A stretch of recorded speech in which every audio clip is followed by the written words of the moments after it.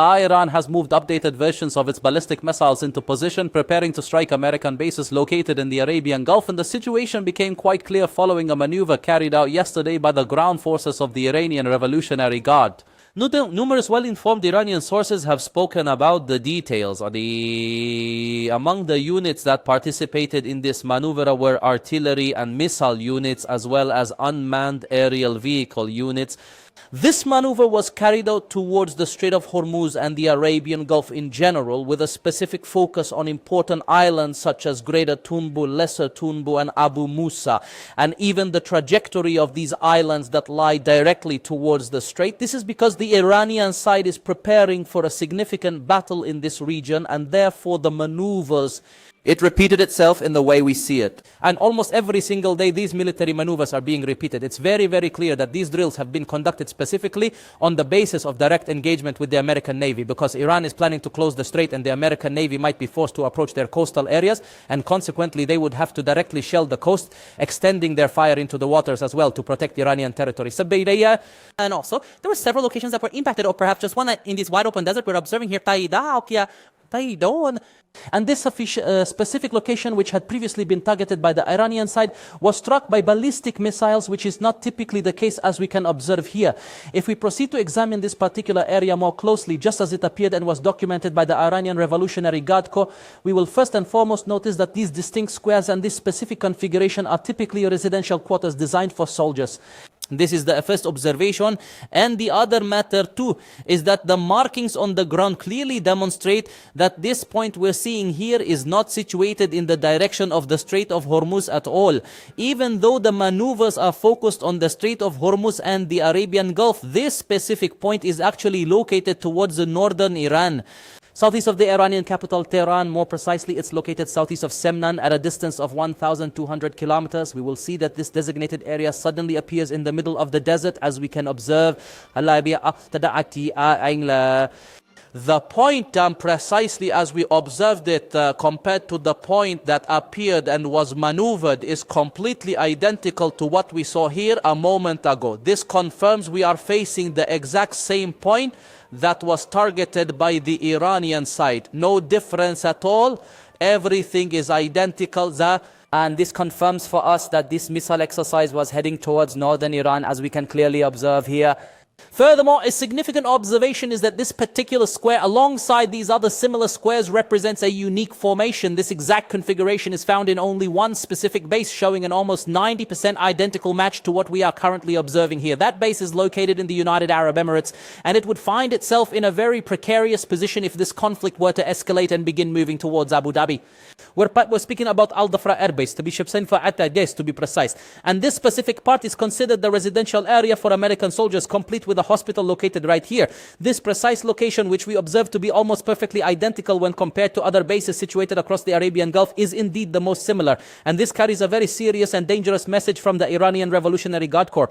This is a veiled and indirect message suggesting that they are preparing to strike the residences of American soldiers who are currently stationed here. And this could potentially mark one of the very first historical strikes by the Iranian side against the United Arab Emirates if they were to actually carry out this operation. This particular matter is considered to be extremely serious and indeed profoundly dangerous. And one of the missiles that appeared in the video footage of these targeting operations conducted by the Iranian Revolutionary Guard's ground forces is this missile. It is a missile from the Fateh family. Specifically, this missile is the Fateh 4 Fatah Hatta 150, an upgraded missile compared to the Fateh 110. For example, the missile can be launched from mobile vehicles or platforms. It operates on solid fuel and has higher accuracy than other Fateh missiles.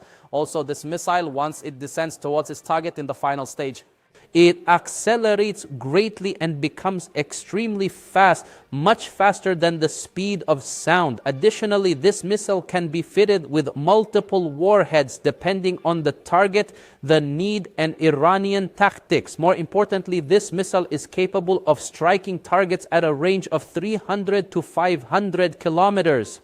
This means this is one of the short-range missiles, and it is capable of striking regional targets close to Iran.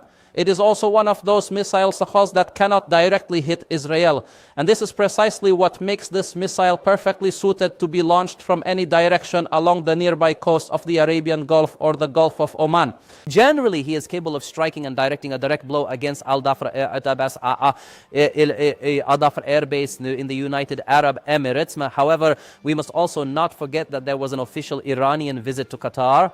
They had informed Qatar that they would strike Al Udeid Air Base. It is considered a target for the Iranian side, and they claimed this would not constitute an aggression or a violation of Qatari sovereignty in general. Furthermore, the United States' Fifth Fleet is also stationed in Bahrain. This I thought will remain centered around a key point for the U.S. Fifth Fleet, which will be in direct confrontation with Iran's Revolutionary Guard should a battle erupt here in the Strait of Hormuz. Specifically, after a potential strike, the United States might launch any minute or any coming day. Of course, everyone awaits that, and Bahrain is consequently also a target. And the Ali Al-Salem base, at the very least from its location, could potentially play significant espionage roles or even provide crucial logistical support in the conduct of this confrontation, should it ever begin within this general region. The situation is therefore dangerous, and if we don't gain a clearer understanding of what Iran is planning here, should it be subjected to a strike from the United States of America, it's highly probable it will directly declare the strait's closure. Consequently, ships will cease approaching this area and it will transform into a military zone for the Iranian side. They are deploying naval mines because they anticipate the American side might begin attacking them. They also conduct drone flights to monitor any direct threats that might approach them while simultaneously preparing their Fateh missiles. Specifically, Fateh 450 missile units are among those that can be readied for deployment. These missiles are available in substantial quantities, according to Israeli intelligence assessments, which have indicated that Iran possesses approximately 2,000 medium-range missiles. But short-range missiles, like this particular one, are available in large numbers. Therefore, the Iranian side here could potentially launch attacks on American bases that are spread throughout the Arabian Gulf generally in order to cripple American capabilities for direct confrontation and for them to establish control over this region for the longest possible time. And then they also turn the Houthi group, the Iraqi factions, and even Hezbollah into scapegoats for the attacks. The items located in the other region in general, for example, there could be targeting of Prince Sultan Air Base, which is considered a point of presence for logistical aircraft, fuel supply planes, AWACS, and other American ones. Therefore, it is possible for the Houthi group, the Iraqi factions, and other such entities to direct their strikes towards all the bases deployed in their vicinity, along with what might come from Hezbollah, which is currently suffering greatly in a defensive posture. They have retreated to the Bekaa Valley and no longer possess the offensive capabilities they once enjoyed, but it is still possible for them to play such roles. And consequently, Iran here somewhat ignites the entire region with the potential to close the Bab al-Mandab Strait once again. Under these circumstances, the Strait of Hormuz will naturally be closed generally, and as a result, oil prices will increase. The price of an oil barrel could potentially reach $150 or even $200 if the situation escalates, thereby completely igniting the entire region, which could then push. And Iran is betting that if matters are prolonged in this way, Donald Trump will intervene to halt this conflict, and thus they would preserve their regime and demonstrate significant power in this region, and this is what could develop dramatically. And of course, the United States of America clearly isn't slowing down. It is preparing for a battle and a strike deep inside Iran. This is clear from what we saw yesterday, the flight of F-22 Raptors aircraft. 12 planes flew from Lakenheath in Britain to head to the Middle East region. And aerial refueling aircraft were seen in this formation, supporting these planes as they made their way towards the Middle East. It later became evident that they had been stationed at Israel's Ofda air base in the south. Consequently, this will serve as the launch point for F-22 Raptors aircraft heading towards Iran, should American orders be issued. And there were two C-17 military transport aircraft which also made their way towards Ofda, apparently to deliver equipment specifically for the F-22 fighter jets. And observe this, he said that, this is yesterday's date, which confirms for you these extremely significant warnings. Furthermore, at precisely the same time, fueling aircraft were observed taking off from Al Udeid Air Base and heading towards Iraqi airspace, which is currently completely occupied. A significant number of American military aircraft are currently operating in this particular region for the purpose of refueling reconnaissance aircraft, which reportedly have their tracking systems turned off. These aircraft are believed to be flying in from the Greek island of Crete, entering this area to commence their surveillance operations. Therefore, refueling is not only provided by the accompanying aircraft from the island of Crete, but also by these planes arriving from various locations. Some reports indicate that AWACS aircraft also stationed at Prince Sultan Air Base play a role above. The situation in Iraq is not clear. The recordings are extremely vague, and naturally there's surveillance over everything located west of Iran moving towards Iraq in order to monitor any missile movements or any arrangements or preparations by the Guard. Tuakuda could also be for monitoring the Iraqi factions, especially since these factions have confirmed their intention to participate in defending the Iranian regime should matters escalate. European aircraft also appeared, such as the British KC-3 planes for refueling. French and German aircraft were also present. When they reach Iraqi airspace, I am referring to military aircraft that disappeared due to the disabling of their tracking systems. Britain is the only country that maintains its tracking devices almost fully operational without any shutdown or concealment.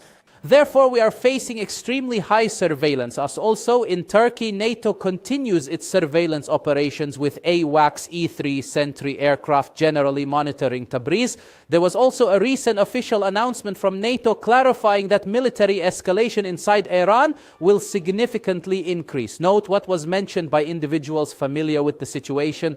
They had previously stated that the North Atlantic Treaty Organization's NATO focus on aerial surveillance operations in Turkey had shifted its primary attention from monitoring Russia to monitoring Iran due to the escalating threat of a potential United States-led military campaign against Tehran. Regarding the critically important Diego Garcia base, there have already been significant and escalating military movements observed at this facility.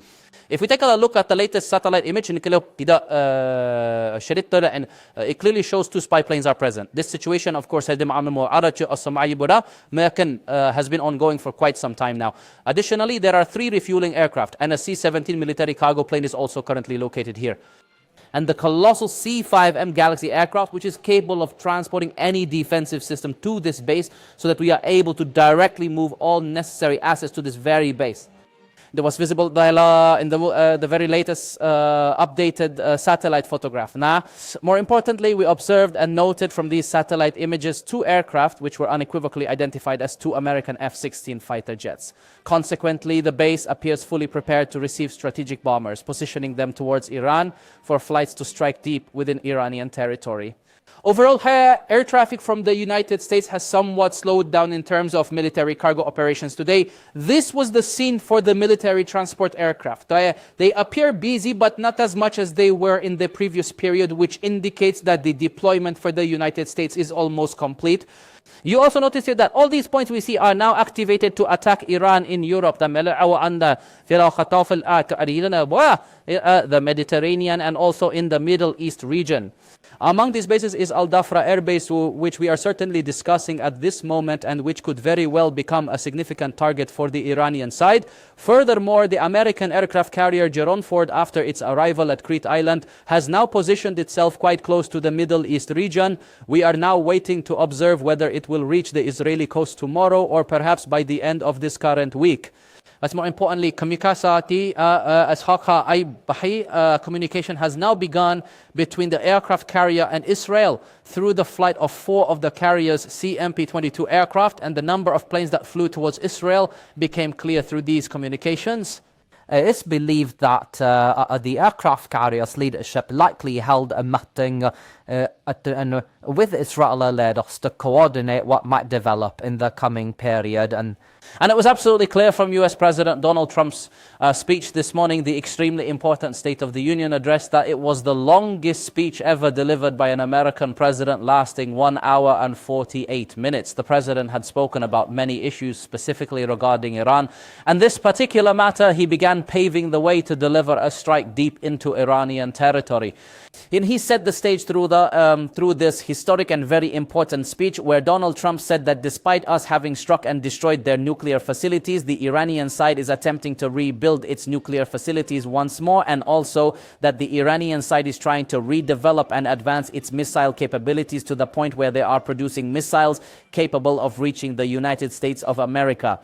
And this corresponds precisely with the United States Defense Intelligence Agency's report, which was issued at the commencement of this current year, and which unequivocally highlighted the significant risk that the United States of America could potentially encounter by the target year of 2035.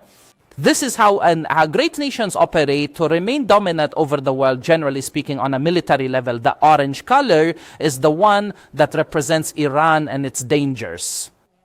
And of course, in Salem and the of course, it's evident that Iran could possess missiles by the year 2035 that can reach the capital, Washington. They could strike New York and they could also strike Florida. This is a probable scenario given the potential range that Iranian missiles could achieve. And from the assessment here, if we take a closer look, we will observe that the American evaluation indicates that currently Iran does not possess any intercontinental missiles capable of reaching the United States. However, it is actively developing these very missiles. By the year 2035, it is projected that Iran will have acquired and will possess 60 intercontinental ballistic missiles, which could potentially reach the United States. And observe how the adversaries of the United States by 2035 will see their capabilities significantly increase, particularly with Iran. North Korea, for instance, is projected to have 50 missiles, and the Russian side is also expected to possess 400 missiles. Naturally, they are still engaged in conflict, but it is anticipated that these capabilities will indeed escalate to such a significant extent. China, on the other hand, will possess nearly double the number of intercontinental ballistic missiles capable of reaching the United States. Consequently, the United States cannot permit all these nations to unite and establish themselves in such a manner or to further develop such formidable capabilities, because the situation could become extremely perilous, indeed profoundly dangerous. Prior to the State of the Union address delivered by United States President Donald Trump, a confidential briefing was held for the U.S. Secretary of State Marco Rubio. This important briefing was attended by Senator Chuck Schumer, who is the current Democratic minority leader in the United States Senate. After this meeting concluded, Chuck Schumer appeared and stated that the situation is serious and the administration must clarify its stance to the American people. And of course, this briefing was related to Iran and a potential American strike against it. Therefore, Chuck Schumer was specifically referring to the Iranian issue, but he's unable to discuss anything or provide any indication about what might transpire. By stating this way, he makes it perfectly clear that things could be complicated for Iran's strategic depth in the coming period, and that there are arrangements far more dangerous than many expect. Of course, the demonstrations continue in Iranian universities now. Today at Fars University, the demonstrations were taking place in this very same manner once again. Iranian security forces are attempting to control the students, but the situation continues to persist. It's ongoing in Isfahan, it's ongoing in Mashhad, and it's ongoing in the Iranian capital, Tehran. Consequently, any significant strikes could potentially weaken the Iranian regime. These demonstrations involving merchants and the general public are developing and escalating amidst extremely dangerous financial and material conditions. Tomorrow we face a crucial day as Iranian Foreign Minister Abbas Araghchi departed from Tehran this afternoon, heading to Geneva. Now we are looking forward to tomorrow's round of talks, which many observers believe will be the truly decisive moment regarding what Iran is going to present concerning the potential agreement or the specific arrangement that Iran is currently trying to reach in order to achieve a nuclear deal that will be satisfactory to the current American administration. But the troop buildups and the mobilization messages, as well as what American President Donald Trump said early this morning, were far from ordinary, and they indicate that the situation could escalate.